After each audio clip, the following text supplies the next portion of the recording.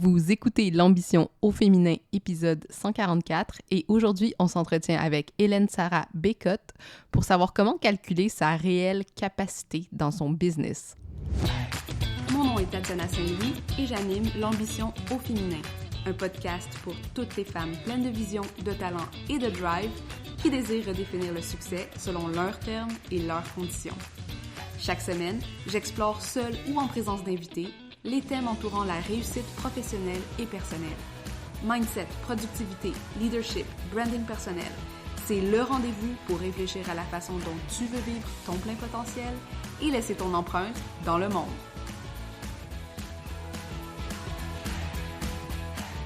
Salut les ambitieuses, comment vous allez aujourd'hui? J'espère que vous allez bien. Aujourd'hui, je suis contente parce que je parle pour une deuxième fois sur ce podcast à une personne que je respecte énormément dans l'entrepreneuriat en ligne, mais aussi en tant que maman, en tant que femme ambitieuse, en tant que personne d'une grande sagesse et intelligente. Et j'ai nommé Hélène Sarah Bécotte qui, comme je viens de le mentionner, là, revient pour une deuxième fois sur le podcast. Hélène Sarah, que je connais depuis plusieurs années, et ce que je trouve le fun avec la discussion d'aujourd'hui, c'est qu'elle émane de pas un compromis, mais on n'était pas d'accord, un désaccord sur quelque chose qu'elle avait écrit sur un réseau social, là, sur Threads, et on a commencé à avoir une petite discussion où on a approfondi un peu ce que chacune on pensait de la question, et ça a ouvert la porte à beaucoup de richesses. Et je pense que c'est important de nommer ça parce que de nommer la façon par laquelle ce genre de conversations sur le podcast, des fois, sont générées, parce que bien souvent, on a peur de publier parce qu'on a peur que les gens vont pas être d'accord avec nous, parce qu'on a peur de dire quelque chose qui est pas où on va devoir s'expliquer, puis des choses comme ça. Et je trouve que c'est justement une des beautés des réseaux sociaux, c'est qu'on peut avoir ces divergences d'opinion, ces divergences de vision. Et quand on est capable d'avoir une conversation, ben c'est là qu'on voit que ça mérite de part et d'autre d'être enrichi, d'être approfondi par les perspectives des autres. Et c'est ça qui s'est passé ici avec cette conversation-là où Hélène Sarah avait fait une publication sur le thème du mindset versus de la capacité en relation avec le nombre de revenus qu'on était capable de faire dans une entreprise. Et puis, naturellement, ben moi, comme coach, j'avais quelque chose à dire sur sa définition, et je vous laisse découvrir ce que c'est dans notre conversation là, qui va débuter prochainement, là, sous peu. Avant qu'on embarque dans l'entrevue, je voulais quand même vous dire qui était Hélène Sarah si vous ne la connaissiez pas. En fait, la force d'Hélène Sarah, c'est de calculer. Calculer surtout comment éviter de faire des heures supplémentaires dans sa business en budgétant son temps tout en maximisant sa rentabilité. Donc, Hélène Sarah, c'est une fille de chiffres. Elle calcule plein de choses, notamment quand c'est le temps d'engager quelqu'un dans son entreprise. Elle calcule combien de temps passer sur son marketing, ou même elle nous aide à calculer si notre projet de formation en ligne est vraiment rentable pour nous ou non. Et pour ça, ben, elle a créé une bibliothèque de ressources et d'outils gratuits sur le site calcul.ca. Donc, je vous encourage vivement à aller visiter ce site-là, qui est mis dans les notes de cet épisode si jamais vous cherchez le lien, parce que son but avec cette bibliothèque de ressources, c'est d'aider les travailleurs autonomes à répondre à toutes ces questions beaucoup plus facilement, puis ensuite de prendre des décisions beaucoup plus stratégiques pour l'avenir de leur business. Alors voilà pour Hélène Sarah, et puis je vous laisse sans plus attendre avec notre discussion sur la capacité, la croissance et le mindset. Salut Hélène Sarah, bienvenue sur l'ambition féminin, comment ça va? Merci, ça va bien, toi? Ça va super bien.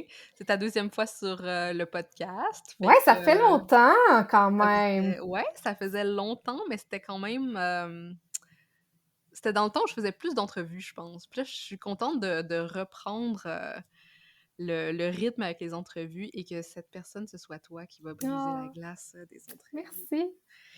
Merci. Pour celles qui ne te connaissent pas, ben là, j'ai présenté un petit peu en introduction, mais disons qu'on fait... Bon, je sais pas trop c'était quand exactement notre dernière entrevue, mais qu'est-ce qui s'est passé pour toi dans les derniers, disons, dans les derniers 6 mois, puis aussi au niveau de ton business, tu sais, où est-ce que tu en es aussi dans tes réflexions Ouais, de ce c'est vraiment côté-là? une bonne question. Je pense que quand on s'était parlé la dernière fois, je faisais encore beaucoup de travail de recherche et développement. Tu sais, je créais beaucoup des outils mathématiques pour les autres. Puis, tu sais, dans les derniers mois, ce qui s'est passé, c'est que, bon, pour ceux qui me connaissent pas, j'ai eu 2 enfants à l'intérieur de 3 ans. Fait que le plus jeune est rentré à la garderie cet été. Fait que, tu sais, c'est ça qui s'est passé, là. Dans les derniers 6 mois, j'étais donc en congé de maternité, à gérer la business à côté. Un enfant avec moi transitionne petit à petit vers, c'est ça, vers la garderie. Puis, j'ai l'impression tellement que je vais dire d'affaires avec ça, mais tu sais, évidemment qu'il y a des choses qui se sont passées dans ma réflexion. J'ai fait quand même un gros switch au niveau de mon modèle d'affaires pour vraiment prioriser la création d'outils et de tutoriels pour les travailleurs autonomes dans un premier temps pour qu'ils soient capables de mieux calculer ce qui se passe dans leur entreprise puis qu'ils soient capables de bonifier leur réflexion par rapport à ça. Fait que, tu sais, dans le fond, je pense que le grand shift qui s'est fait pour moi, tu sais, peut-être que si je vais plus globalement dans la dernière année avec, donc, mon dernier enfant, c'est le fait que j'ai vraiment, pour moi, c'est devenu d'une évidence même que ce savoir-là, ces connaissances-là devaient être publiques, devaient pas être cachées derrière un mur payant, puis que c'était juste à moi de me débrouiller pour monétiser de quoi autour de ça, mais la mission de rendre ça accessible, de rendre la connaissance simple, ça a juste comme fait, gérer mes troubles financiers après, puis je veux juste mettre ça out there en premier, puis c'est ça. Fait que c'est pas mal ça qui s'est passé. Je sais pas si c'était complet, clair. Oui, tout à fait. Complet, clair, on a tout compris. Puis aussi, je pense qu'on s'était parlé, tu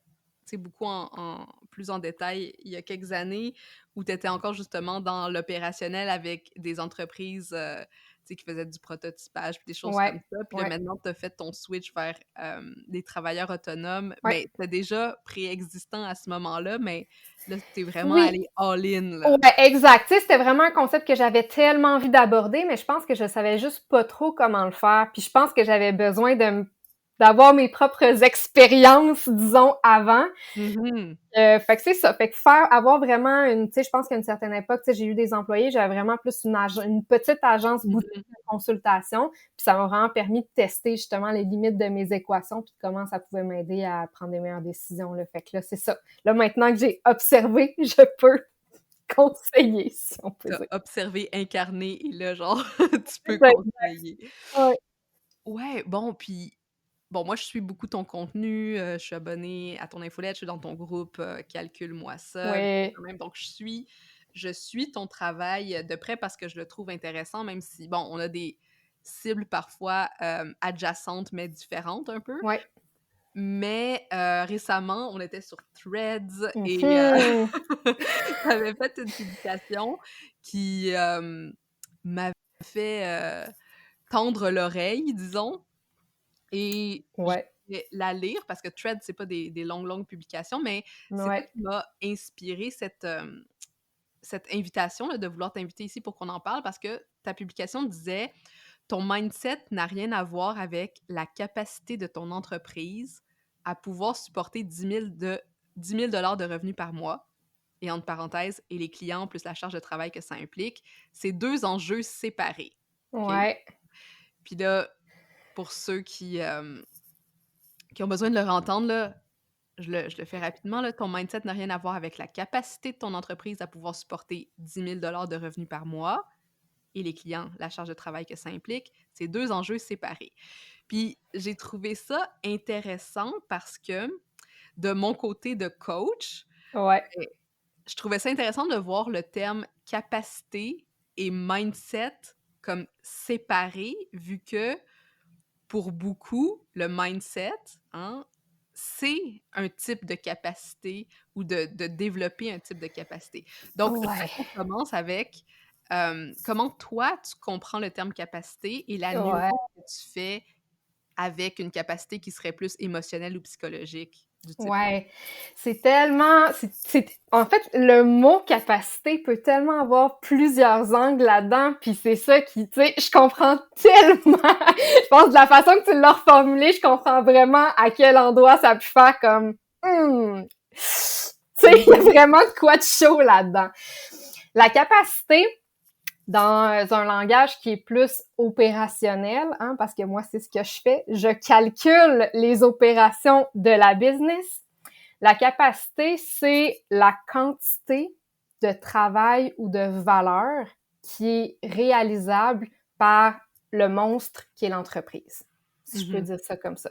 L'entreprise étant une entité, c'est là où ça peut devenir des fois tricky parce que quand tu es travailleur autonome, tu es l'entreprise. Donc bon, c'est sûr qu'il y a ça, mais la capacité, tu sais, mettons la capacité d'une machine, souvent ça va se traduire par le nombre d'unités qu'elle peut produire par jour, par exemple. Donc, tu sais, si je le traduis à un entrepreneur de service, ben la capacité, ce serait le nombre de clients qu'il peut prendre par mois ou par année.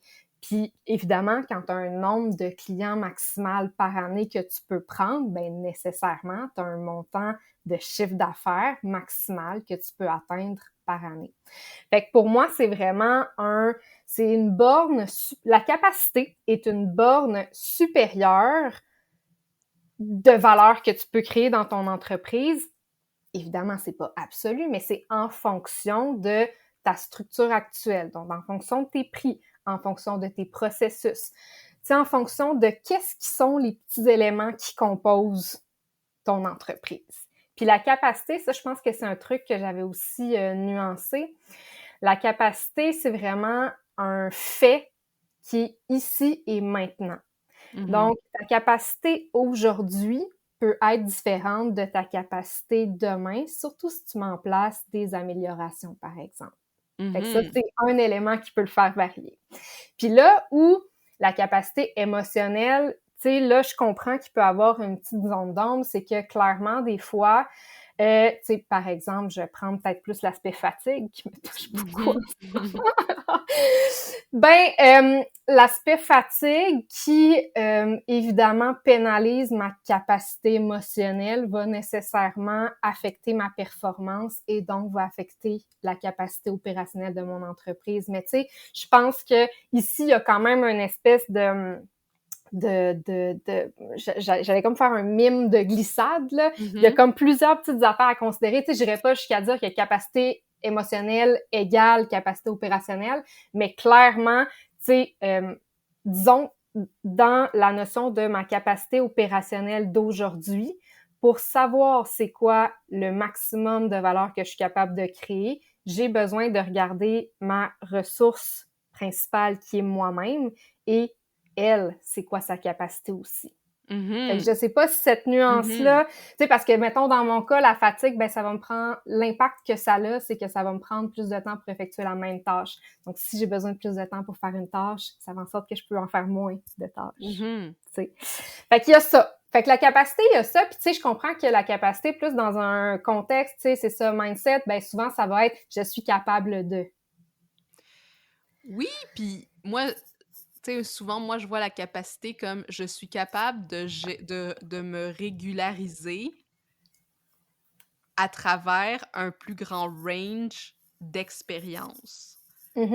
Puis, je pense que c'est là ici qu'il y a comme une nuance vraiment intéressante entre ton expertise puis mon expertise parce que, par exemple, si une personne n'est pas capable de gérer émotionnellement un lancement dans les multiples 5, 6 chiffres,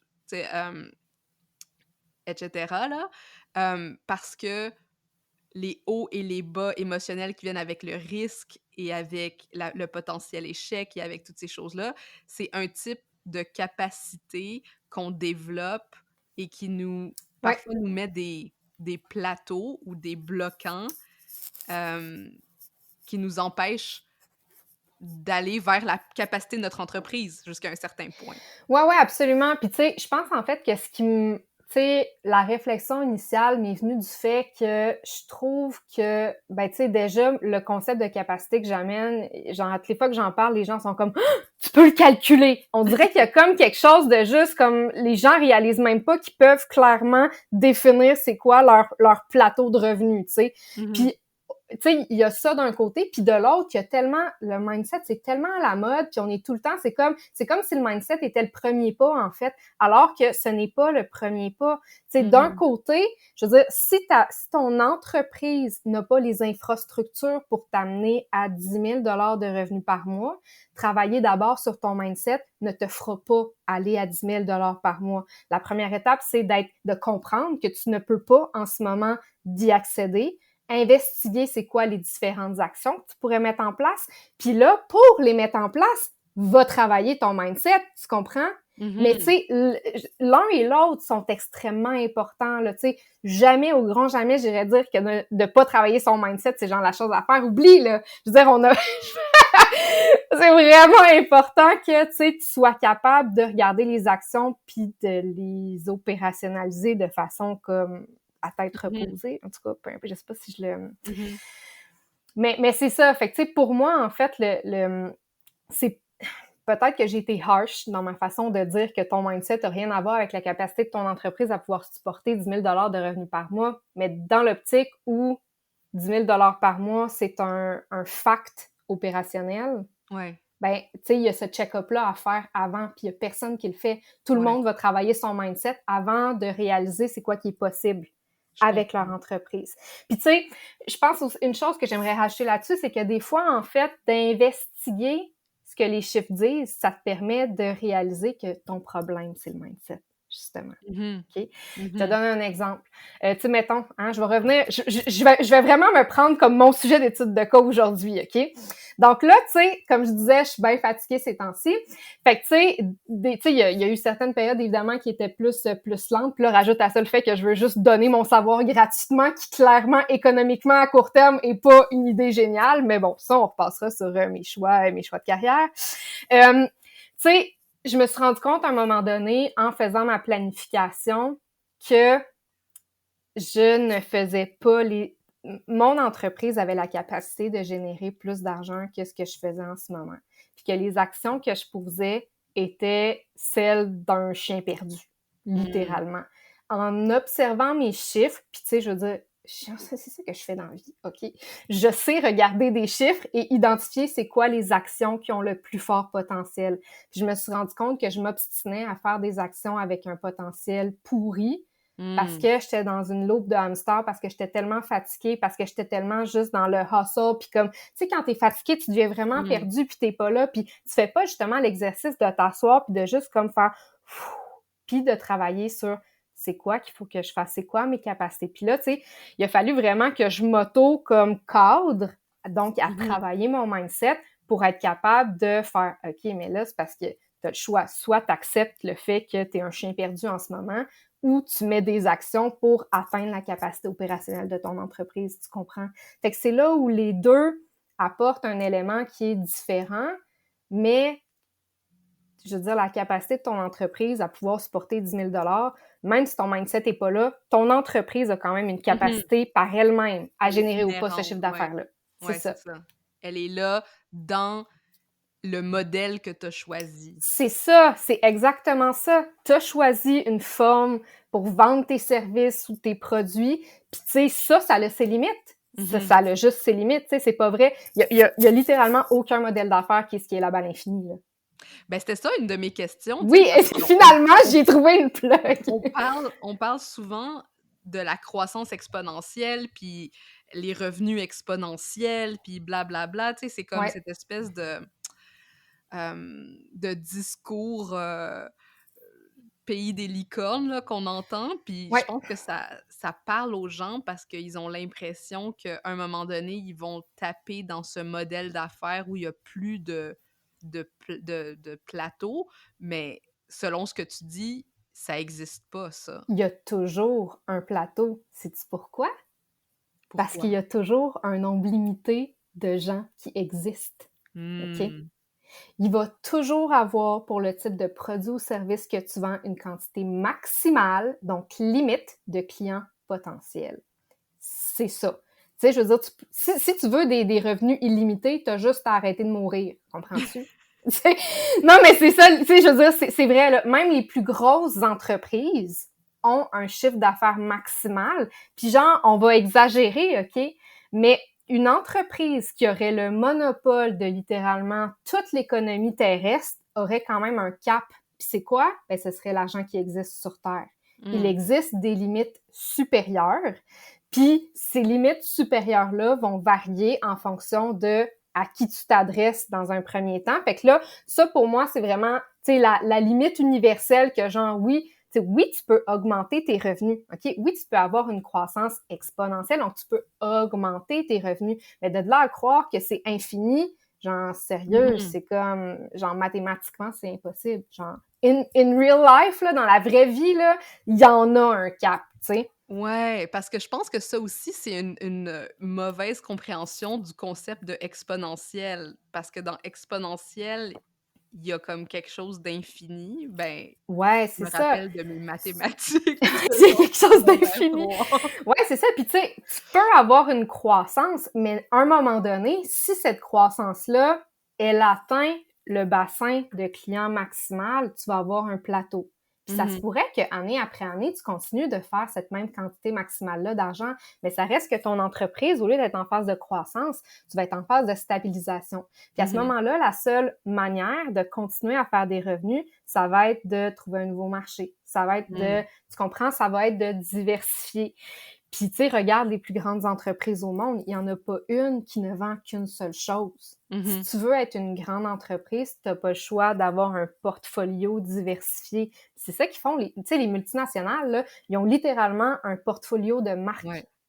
Puis c'est ça qu'ils font. Puis à un moment donné, la plupart, ben, ce qu'ils font, c'est qu'ils finissent juste par acheter plein d'autres compagnies, puis c'est comme ça qu'ils finissent par croître. Parce qu'ils achètent la masse de clients, tu sais, indirectement, là. Ouais, donc si on fait juste visualiser dans notre tête, la croissance exponentielle, c'est pas tant une courbe exponentielle, sinon que la partie exponentielle dans une courbe qui va atteindre un plateau, Exact. puis qui éventuellement va redescendre, Pourrait pourrait c'est ça. redescendre ou stabiliser. Exact. Okay. Puis nous, quand on parle de croissance exponentielle, ben on parle juste de cette petite curve-là qui monte, là, puis qui fait que, tu sais, année après année, whatever, on augmente nos revenus. Puis là, selon ce que je comprends de ce que tu dis, ça, c'est intimement lié à notre, pas juste notre capacité d'entreprise, mais la façon dont on gère... La capacité de ton marché. La capacité de ton marché à acheter tes cossins. Plus ou moins, là, c'est ça. Fait que, tu sais, il y a quand même deux concepts qui sont séparés qu'on parle, là. Fait que, tu sais, il y a le cap de revenus potentiel que tu pourras aller chercher, qui est vraiment la taille de ton marché. Là, en réalité, c'est ça. Là. Tu t'estimes la taille de ton marché, t'estimes la valeur que ce marché-là comprend, puis tu sais, souvent, tu vois ça aller, là, genre, l'industrie des influenceurs vaut pour 4 milliards de dollars. Bon, OK, c'est ça, OK. Ça, c'est la valeur du marché, OK, guys? Puis là, à côté, c'est ça, il y a la capacité de ton entreprise à aller chercher une part de ça. Donc, c'est comment ton entreprise est structurée, puis comment ça peut soutenir la croissance. Parce que là, c'est faux de dire aussi que à travers ça, ton entreprise, elle va être capable de juste progressivement aller chercher plus de revenus, OK? Genre, tu le sais, je le sais que tu le sais, t'es en phase d'embauche puis d'agrandir ton équipe, OK? Genre, on s'entend-tu que quand tu crois, ce n'est pas linéaire, OK? Ce qui se passe quand tu crois, OK, c'est que là, t'es comme, t'as une phase où, tu sais, t'es capable d'avoir plus de ventes, OK? Fait que là, tes ventes font ça, puis là, à un moment donné, il faut que tu investisses. Fait que là, ton cash fait comme, OK? Mais là, on est sur audio, donc il faut que tu expliques. Je m'excuse, il faut que je mime beaucoup, OK? Fait que là, dans le fond, imaginez que j'ai, je peux pas dire imaginer que j'ai deux mains. OK. Fait que là, dans le fond, ce qui se passe, c'est que quand tu vends, OK? Fait que là, tes revenus augmentent un petit peu. Puis là, tu dis, ben, crime, là, clairement, en ce moment, je suis juste plus capable d'aller chercher plus de clients parce que comme ma tête va exploser, mais j'ai plus assez de bras puis de jambes, donc je vais embaucher. Ou tu sais, des fois, c'est juste, je vais acheter un nouveau logiciel ou quoi que ce soit. Mais ce qui se passe quand tu fais ce genre d'investissement-là, parce que l'idée, OK, c'est qu'à un moment donné, comme je disais, opérationnellement, ta business est plus capable d'en prendre plus. Donc là, tu n'as pas le choix de faire des investissements, je veux dire un mot plus technique, des investissements en infrastructure. Donc, ça peut être des infrastructures logicielles ou des infrastructures humaines, OK? Disons-le comme ça. Puis à toutes les fois que tu investis dans des nouvelles infrastructures, nécessairement, tu dois débourser de l'argent pour acquérir ces nouvelles infrastructures-là. Que ce soit, encore une fois, des humains. Bon, on n'achète pas des humains, là, comprenez-moi bien. Mais, tu sais, l'idée, c'est que, dans un premier temps, il va falloir que tu débourses de l'argent. Puis, il y a aussi le fait que, autant quand c'est logiciel que quand c'est des humains, ta productivité à court terme, des fois à moyen terme, va aussi diminuer parce que là, tu as le onboarding, tu as l'apprentissage d'un nouveau logiciel. Fait que la croissance, en réalité, est jamais parfaitement linéaire. Tu passes tout le temps par palier de mes revenus augmentent, je dépense plus, je perds de l'efficience. Ah, bon, là, on est bien arrimé, je suis capable de retourner au même niveau de profit qu'avant. Ah, là, je suis capable de continuer. Puis en fait, c'est une game de je monte des escaliers, là. C'est ça, la croissance. Puis ce qui arrive aussi, c'est que des fois, il y a un escalier qui peut-être, pour ton entreprise, vaut pas la peine d'être monté. Parce que des fois, monter la marche des investissements est tellement élevé que les revenus que tu peux en tirer valent pas nécessairement la peine, puis qu'en réalité, pour faire plus d'argent, pour faire plus de profit, t'es mieux de rester à ta marche en ce moment. Fait que, tu sais... Mais c'est là que je trouve ça intéressant de relier encore à cette capacité mindset, parce que je pense que... Merci d'avoir expliqué les escaliers, parce que les gens pensent que la croissance, c'est le fun. Mais la croissance, c'est la partie pas le fun. C'est rough croître, là. C'est très difficile. C'est la partie douloureuse parce que, justement, tu dois faire un input encore plus grand que ce que tu étais habitué à faire. Tu dois, justement, prendre des risques qui sont souvent plus grands, tu sais. Plus tu montes dans l'escalier, plus ça fait peur de regarder en bas. Fait que, dans le fond, c'est là que je trouve que d'en revenir à ce concept de capacité émotionnelle, psychologique, c'est intéressant de le voir en parallèle parce que dans ces escaliers-là, il y a un travail qui est ce que tu es préparé comme leader, comme CEO, à faire ce step. Ouais, puis tu sais, aussi, est-ce que t'en as envie? Parce que c'est tellement facile des fois de voir juste la portion revenu, puis ah oui, moi je vais atteindre 2 millions de chiffre d'affaires. Ouais, mais tu sais, 2 millions de chiffre d'affaires, puis ça, je le dis souvent, là, j'ai pas les chiffres à côté de moi, mais tu sais, 2 millions de chiffre d'affaires, là, si ça implique que t'aies genre 70 000 de dépenses mensuelles, t'as-tu vraiment envie de le faire? T'en as-tu vraiment envie, là? Moi, je sais qu'avec des enfants en bas âge, là, hell no! Genre, je ne veux pas ce stress-là en plus, tu sais.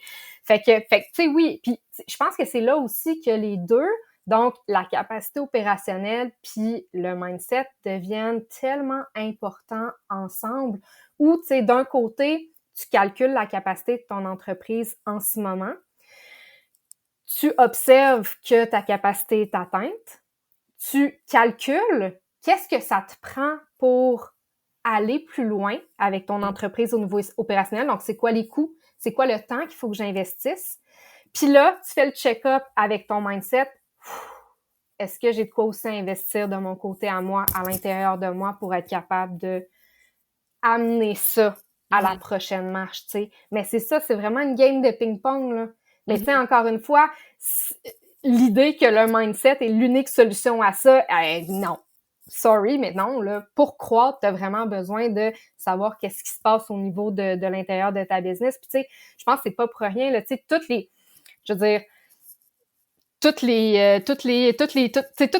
voyons, je vais-tu le dire, excusez, toutes les entrepreneuses qui font dans les multiples chiffres parlent tout le temps de l'importance des systèmes. Ça, c'est le mot comme fancy pour dire les opérations aussi, là, tu sais. Tu le sais tout que tu as besoin de ça pour aller à travers ça, tu sais. Écoute, moi, j'ai fermé Money Brand parce que je suis en train de développer un programme sur les systèmes, puis moi, je les appelle des systèmes de régularisation, mais c'est la même chose que ce dont tu parles, c'est juste de dire, tu sais, quand il y a une déstabilisation, comme par exemple à travers de la croissance ou même à travers un moment de stabilité où est-ce que tu es comme « Ah, je sais pas si ça va aller vers le bas ou vers le haut », quand il y a des moments de déstabilisation, ben il faut que tu aies des systèmes en place qui vont te supporter pendant que toi, tu travailles à onboarder de nouvel employé, travailler sur ton mindset, aller dormir parce que, tu sais, t'es juste un humain. Parce que, c'est ça.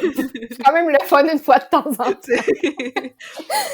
Puis être capable de laisser ces espaces pour le système de, comme, respirer, mais aussi s'ajuster. Parce que je pense Ouais. que dans cette idée de croissance exponentielle ou, tu sais, de croissance point, les gens oublient le palier, comme tu dis, de stabilisation. Ouais. Ouais, puis c'est super important, là. Tu sais, puis quasiment à chaque palier, il faut que tu revoies quasiment toute la structure de ton entreprise, là. Ben, Mhm. peut-être pas drastiquement au complet, mais tu sais, surtout quand t'es petit, puis que là, justement, tu sais, même la première tâche que tu délègues, même si c'est juste ta tenue de livre, faut tout que tu revoies comment tu fonctionnes, tu sais. Ah, ben là, tout à coup, il faut que je partage mes fichiers. Ah, ben, j'ai pas de Mhm. système sécurisé pour le faire. Ah, faut que, tu sais, il y a tout le temps, à chaque chose de croissance que tu fais, surtout quand tu es au début, faut vraiment tout que tu revoies si ta façon de faire actuelle fonctionne. Fait que, tu sais, oui, la façon que ton entreprise est construite, tu dois être capable de t'appuyer dessus pour être capable de monter la marche. Je trouve vraiment que c'est une belle façon de le Mm. dire. Mm.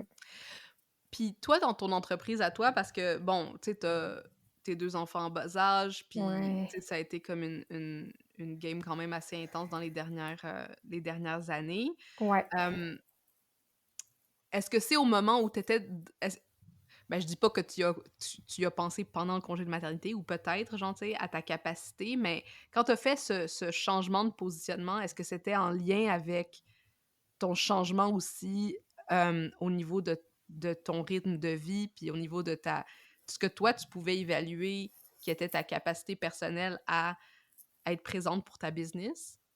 C'est une bonne question. Il y a énormément de choses qui rentrent en compte dans pourquoi j'ai fait le switch.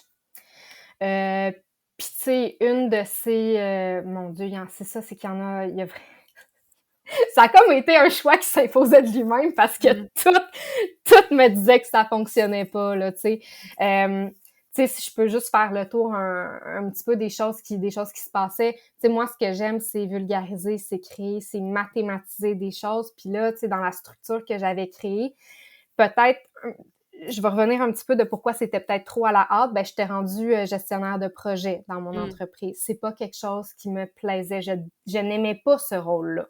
OK? La raison ensuite pour laquelle j'ai voulu croître trop vite, c'est parce que j'étais enceinte. Puis j'avais Mmh. envie que ma business continue de me supporter. Mais tu sais, là, ce qui s'est passé, c'est que, tu sais, je me suis lancée à temps plein en business en janvier 2020. Puis là, j'ai embauché 1 an plus tard. OK? Mmh. Puis là, j'ai voulu qu'un an et demi plus tard, ma business puisse m'autosuffire à faire de la recherche et développement. Genre, je sais pas dans quel monde comme j'étais, là, mais comme littéralement, c'était comme ça aurait pas été possible. Peut-être si j'avais eu un partner, quelqu'un qui avait le Mmh. même bagage que moi, puis que j'aurais pu, tu sais, laisser reposer des choses sur ses épaules, ça aurait pu fonctionner. Fait que, tu sais, mettons, puis ça, c'était à l'approche de ma deuxième grossesse. Puis, tu sais, ma première grossesse a été vraiment facile. J'ai été capable de travailler. Tu sais, genre, littéralement, je travaillais 30 heures semaine avec mon bébé tout le temps couché sur moi. Genre, ça, c'était ça, OK, mes premiers mois post-bébé 1, OK? Mmh. Mais là, tu sais, je savais que ça fonctionnerait pas pour le deuxième. Puis on dirait que là, ça s'en venait, puis c'était juste comme tu sais, un gros tas de too much, là. Mmh. C'est un gros tas Mmh. de too Mmh. much. Puis tu sais, quand les enfants sont petits, ils demandent juste tellement, là. Tu sais, genre, il y a pas un montant d'argent qui justifie le fait que je me mette dans le stress, genre, dans le fond du trou, puis que je manque d'énergie pour être là pour ça. Tu Mmh. sais, quand ils vont être rendus à l'école, là, puis plus tard, je veux dire, aujourd'hui, comme t'es encore hot rendu à 70 ans, là, on s'entend-tu qu'on a du temps devant nous, là? Il y a rien qui justifie que maintenant, je priorise la croissance de ma business alors que j'ai des moments précieux à vivre. Puis pour Mmh. moi, ça a juste été comme d'une évidence. Fait que là, il y a ça. Puis j'ai skippé une portion de ta question qui était la capacité. Ça a quand même été un autre en fait, ça n'a pas nécessairement été l'enjeu. Ouf, mon Dieu. Ça a été. Il y a vraiment beaucoup d'éléments, là. Je sais pas quelle partie que. Je sais pas quelle partie prendre. Ouais. Ben, est-ce que toi, pour toi, il y a eu peut-être du travail justement de mindset à faire Hum! pour arriver à prendre ces décisions-là? Ouais, belle POC passée. Je pense que quand j'ai décidé de carrément downgrader ma business, il n'y a pas vraiment eu de... J'étais juste épuisée rendue là. J'étais juste épuisée puis je savais que je voulais me concentrer sur ma qualité de vie de ma famille. Après ça, je pense que ta question, elle se repose bien un petit peu plus tard. Donc, quand j'ai recommencé, tu sais, tranquillement pas vite à faire des activités, puis, tu sais, là, c'est ça, avec 2 enfants, c'est vraiment plus challengeant, on s'entend. Puis là, d'observer ma propre capacité à remplir des mandats, ma propre capacité dans une semaine, tu sais, je veux dire, pendant quasiment 1 an, j'ai roulé avec de 10 à 15 heures de travail sur ma business par semaine. Puis, tu sais, je crée beaucoup de contenu. Ça veut dire qu'il me restait pas beaucoup de temps pour faire des mandats. Puis, à travers ça, j'étais très fatiguée, puis j'avais pas la bande passante mentale pour réaliser des mandats non plus. Fait que, tu sais, il a vraiment fallu... Je pense que j'ai eu un deuil vraiment à faire dans la dernière année. Tu sais, là, ça commence à se rétablir, là. J'ai vraiment eu un deuil à faire sur ma capacité personnelle à accomplir des choses. Puis, tu sais, je pense que ce que je trouvais difficile, c'est que j'étais capable de la calculer, ma capacité, mais j'étais habituée de la calculer avec ma capacité mentale d'avant. Tu sais. Fait que là, de devoir tout réajuster le fait que ben ça me prenait 2 à 3 fois plus de temps à faire une tâche, que tu sais, ça là, de réaliser en fait que mon 10 à 15 heures par semaine, maintenant, équivalait à 5 heures avant, tu comprends? Ça a été un gros deuil. Fait que j'ai eu beaucoup, beaucoup de travail sur moi-même à faire pour juste accepter que... Tu sais, je sais que mon choix, ça a été de me concentrer, tu sais, sur la famille avant tout, mais tu sais, je veux dire, je pense que tu le sais aussi, là, tu sais, quand t'es carriériste, t'as envie de te réaliser, puis c'est vraiment difficile d'accepter de mettre ça sur ralenti, là. Ouais, Vraiment ralentir, hein, difficile. puis là, est-ce que tu sens que tu as trouvé un bon rythme de croisière? Non, je pourrais pas dire ça, là, tu sais, on en parle un petit peu avant, mais ça fait quand même plusieurs semaines que mes enfants dorment pas en ce moment. Fait que, tu sais, mon plus jeune est rentré à la garderie, puis comme, tu sais, à partir de quasiment juste après, les enfants se sont mis à pas dormir. Fait que, tu sais, j'ai pas... Même si j'ai plus de temps dans mes semaines, j'ai de la misère à produire quand même autant qu'avant, là. Fait que, tu sais, il y a certaines affaires qui se placent. Je suis capable de me créer un petit peu plus de temps, peut-être, mais non, je pourrais pas dire que j'ai repris mon rythme encore. Non, puis je trouve ça difficile en ce moment aussi. Je trouve ça difficile quand je regarde, tu sais, mettons, ma planification tu sais, parce que les projets que je fais en ce moment, ça fait longtemps que je les ai mis dans mon dream list. Ça fait longtemps que j'ai fait de la planification pour ça. Tu sais, je me rends compte, tu sais, je suis fière là, de ce que j'ai accompli, là, tu sais, je veux dire, à travers tout ça, j'ai quand même réussi à en faire des affaires, là, tu sais, justement, parlant d'affaires, tu sais, ma plateforme de ressources en ligne s'est ramassée dans ce journal-là, les affaires, tu sais, c'est pas rien, là, tu sais, ce que j'ai fait, c'est quand même beau, c'est quand même gros, quand même, mais c'est pas, tu sais, où est-ce que j'en suis en ce moment, c'est où est-ce que je pensais que j'étais pour être il y a 6 mois. OK. Fait que c'est là, tu sais... Un si grand retard, quand même. Ben, ça dépend à qui tu le dis, là. Mais tu sais, c'est ça. Fait que c'est juste que, tu sais, je suis quand même pas mal en retard sur vers où j'aimerais être, mais tu sais, encore là, ça veut dire quoi être en retard ou être à l'heure, là? Genre, il y a personne qui m'attend, là. Il y a personne. Il y a personne qui t'attend, puis, tu sais, je veux dire, je réfléchis beaucoup en cycles ces temps-ci, tu sais, puis de réaliser que, tu sais, on a des cycles qui sont... Mais on vient de le dire, tu sais, quand on parle de le fameux escalier, tu sais, t'as des Ouais. stabilisations, t'as des cycles où il faut que tu te concentres sur, tu sais, l'interne, puis il y a des cycles où t'es vraiment plus dans l'externe, puis j'essaie de, moi, perso, genre, de faire la paix avec ça aussi beaucoup, là. Parce que la façon dont on réfléchit la productivité est tellement linéaire que ça prend pas en compte le cycle organique de nos corps bien souvent. Fait que, Ouais, c'est ça. Puis, tu sais, encore une fois, c'est d'autant plus flagrant quand tu as une petite entreprise. Tu sais, quand tu as une grosse entreprise puis tu absorbes les variations émotionnelles de tout le monde, je veux dire, ça finit par être tout le temps la même affaire, OK? Mais quand tu es juste toi ou que tu as une petite équipe, je pense que n'importe quelle entreprise en bas de 10 employés vit les mêmes struggles, tu sais.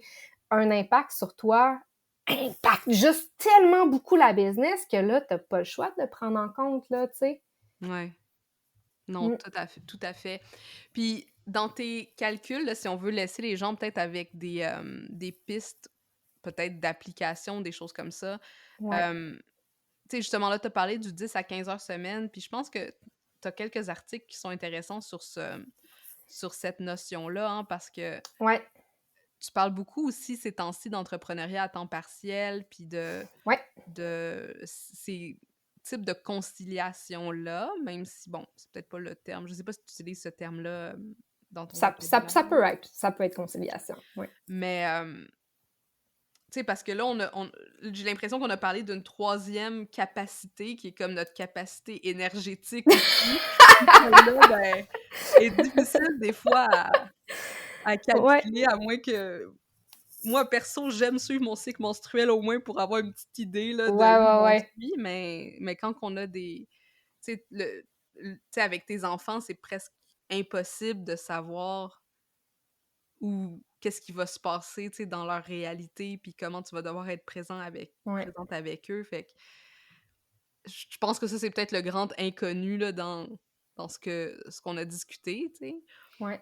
Mais si on veut commencer avec peut-être des ressources que tu aurais pour calculer la capacité, 1, du modèle d'affaires, puis 2, du temps qu'on a de disponible. Là. Ouais, j'ai pas encore de...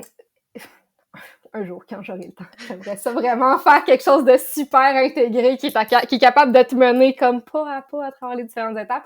En ce moment, les étapes sont là, mais en pièces détachées. Hein? Fait que si tu veux que je les attache pour toi, call me, on va se voir, on va le faire ensemble. Dans le groupe de Hélène Sarraille. Exact. Mais, tu sais, fait que pour ta première question, la capacité de ton modèle d'affaires, tu sais, la capacité de ton modèle d'affaires, tu sais, comme je disais, le premier élément pour moi à calculer, c'est la partie qui est plus de tes clients. Fait que le revenu que tu es capable d'aller chercher. Puis ça, je pense, tu sais, ça fait qu'il y a quand même plusieurs petits éléments là-dedans.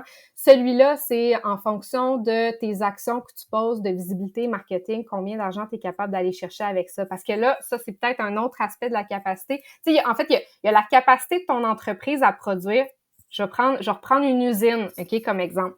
Fait que tu pourrais avoir une usine qui est capable de produire 100 000 t-shirts par jour, mais si tu vends juste à un village de 4 personnes, tes ventes vont quand même être de 4. Tu comprends? Même si ton usine est capable d'en faire 100 000. OK? Fait que là, on s'entend que tes revenus maximum sont aussi influencés par la grosseur de ton bassin de clients. De ton audience. Exactement. Fait qu'il y a ça d'un côté que je pense qu'il est essentiel à calculer parce que je vois beaucoup de gens, puis là même moi des fois ça m'arrive de faire l'erreur de juste regarder ma capacité opérationnelle puis de prendre ça pour faire mes prévisions de revenus. Mais il manque vraiment un élément important qui est celle de à qui je peux le vendre, tu sais, right? En fonction de tes offres, tout ça. Fait qu'il y a celui-là. Ensuite, au niveau de ta capacité interne, honnêtement, moi, mon préféré, celui que je trouve qui fait tout, c'est le budgetant. Okay? Puis là, j'ai 2 versions budgetant. La version qui est disponible directement au lebudgetant.com. Qui est directement en ligne, OK? Fait que tu rentres tes informations, puis il te donne c'est directement sur le web, fait que là, il te donne déjà une pré-analyse, puis c'est bien cute. Fait que ça, c'est la version simplifiée, puis il y en a une autre qui vient avec un fichier Excel qui est un petit peu plus costaude. C'est vraiment une mini-formation en soi, là, les étapes d'explication sont quand même bien documentées. Genre, honnêtement, ça pourrait être une formation que je vends 200$ sûrement, là, puis je le fais pas parce que, genre, je vous aime, là, whatever. Ça, ce qui est intéressant, c'est que ça regarde vraiment, tu sais, t'as 15 heures par semaine à mettre, ben ça va te dire par rapport à ton 15 heures par semaine que tu es prêt à mettre, c'est quoi, ça ressemble à quoi ton revenu max aussi, tu sais, là, c'est sûr qu'il y a peut-être certaines affaires à interpréter là-dedans, mais tout est pas mal bien expliqué, fait que ça sert, tu sais, je veux dire, j'ai pas à le prévendre là-dessus, là, allez le faire, vous allez voir, mais ça donne une idée de la capacité, parce que, tu sais, des règles du pouce que j'utilise, c'est que peu importe le nombre d'heures que tu travailles dans la semaine, ça va être difficile d'aller facturer plus que 50% de ton temps. OK? Puis même, je te dirais, tu sais, quand tu travailles juste 15 heures semaine, tu passes tellement pas beaucoup de temps à faire des ventes et marketing que même des fois, ça pourrait être un petit peu moins que ça. Tu sais, soyons réalistes, là. Fait que tu sais, mettons, c'est ça, sur 15 heures par semaine que tu travailles, tu peux facturer 7,5 heures, ou tu sais, si tu vends des formations, ben tu peux travailler sur ta production, si on veut, juste 7,5 heures semaine, mais 7,5 heures semaine, là, genre, faisons un calcul rapide, là, OK? Si tu travailles, oui, je sors ma calculatrice en ce moment, OK? Fait que 7,5 heures semaine, mettons que tu travailles à 100$ de l'heure en moyenne, OK? Ben ça c'était facile, c'était 750 $ par semaine en revenu, en chiffre d'affaires que tu peux faire. Il y a 4,3 semaines dans un mois, ben là, je suis bien désolée de t'annoncer que le revenu maximal que tu peux faire par mois, c'est 3225. Puis là-dessus, tu n'as pas pris de vacances. OK? 3225 en chiffre d'affaires. OK? Là-dessus, tu as tes dépenses d'entreprise à assumer, puis là-dessus, tu as tes impôts. Si tu es travailleur autonome, tes impôts sont plus élevés que ceux d'un salarié. Fait qu'attends-toi à garder peut-être 30% de ça. Ça fait, grosso modo, 1000 $ de revenus que tu vas garder. C'est pas mauvais, là. Si tu travailles 15 heures semaine puis que tu as un bébé à côté de toi, là, honnêtement, déjà là, je te dis, genre, félicitations, right? Sauf que je pense qu'on est clair que c'est pas le 10 000 que tu souhaitais, là. Ouais. Ouais, puis tu peux pas travailler 150 heures semaine. C'est pas possible non plus. Ben non, exact, c'est ça. Fait que c'est ça que ton outil nous permet de voir aussi. Fait que d'abord, là, un peu, des fois, la douche froide, mais aussi, après ça, de pouvoir se baser sur des chiffres qui sont réels, puis de dire, ben, est-ce que c'est le moment de revoir mon modèle d'affaires? Est-ce que c'est le moment d'investir davantage en marketing? Est-ce que c'est le moment... Exact. C'est où l'enjeu pour moi au niveau de la croissance que j'espère avoir. Exactement, parce que si tu fais pas cet exercice de bilan-là, puis que tu te lances dans n'importe quelle affaire que tu vois en ligne, ben statistiquement, il y a des bonnes chances que ce soit pas la bonne affaire que tu vas faire. Fait que, tu sais, les chiffres, tout ce qu'ils te disent, c'est, ben voici où devrait être ta priorité, parce qu'en ce moment, c'est là que tu as un bloquant, tu sais. C'est tout ce qu'ils font, les maths, là, tu sais. Après ça, c'est ça. C'est à toi de travailler ton mindset pour overcome ces obstacles-là, là, tu sais. Quand t'es comme trop démoralisé parce que là, t'es comme « Ah, j'ai tout perdu ce temps-là! » Oh là là! Nice! Hélène Sarah, merci tellement d'avoir parlé de tout ça. C'est super illuminant. Et où tu veux qu'on te suive si on aimerait découvrir ton travail? Une bonne question. Ces temps-ci, je suis très Instagram, fait que vous pouvez venir me voir là. Puis sinon, allez directement sur Calcule ça, mon site de ressources. Juste allez explorer ça. Dites-moi c'est quoi vos besoins. Amusez-vous. Puis on reste en contact. Ouais, puis t'as ton groupe aussi qui est un groupe payant, mais c'est... Ouais, exact. Ça, c'est plus... c'est pas très cher, là, by the way. Non, c'est vraiment pas très cher. Non, c'est ça. Tu sais, l'idée de ce groupe payant-là, en fait, c'est que, tu sais, justement, les ressources sont gratuites. Puis je sais, des fois, il y a des petites zones d'ombre où, tu sais, ah, ben moi, ça m'a donné ça, ce chiffre-là, mais mon entreprise, elle a telle particularité, fait que comment je peux l'interpréter? Ben le groupe sert à ça. Puis justement, il a été voulu pour être accessible, pour que ce soit un no-brainer, puis que les gens viennent poser leurs questions. Parce qu'on se mentira pas, faire du travail individuel avec moi, c'est pas mal plus cher, OK? Mais tu sais, ça donne vraiment une belle façon de, tu sais, puis peut-être aussi que ça va inspirer d'autres personnes à côté. Puis, tu sais, cet aspect-là de discussion, des fois, qu'on est capable de peut-être un petit peu plus démêler les choses. Fait que c'est vraiment le plus, c'est la portion 1 du support qui vient avec les outils, finalement. Avec toutes tes ressources gratuites. Ouais. Génial! Merci beaucoup, Hélène Sarah, pour ton temps, pour ton énergie, pour ton focus pendant ce Merci. dernier. On sait que ce sont des ressources précieuses ces temps-ci. Absolument.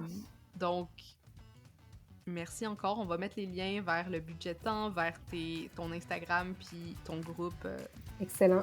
Et ton calcule ça, en fait, dans les notes de l'épisode pour celles qui veulent aller regarder.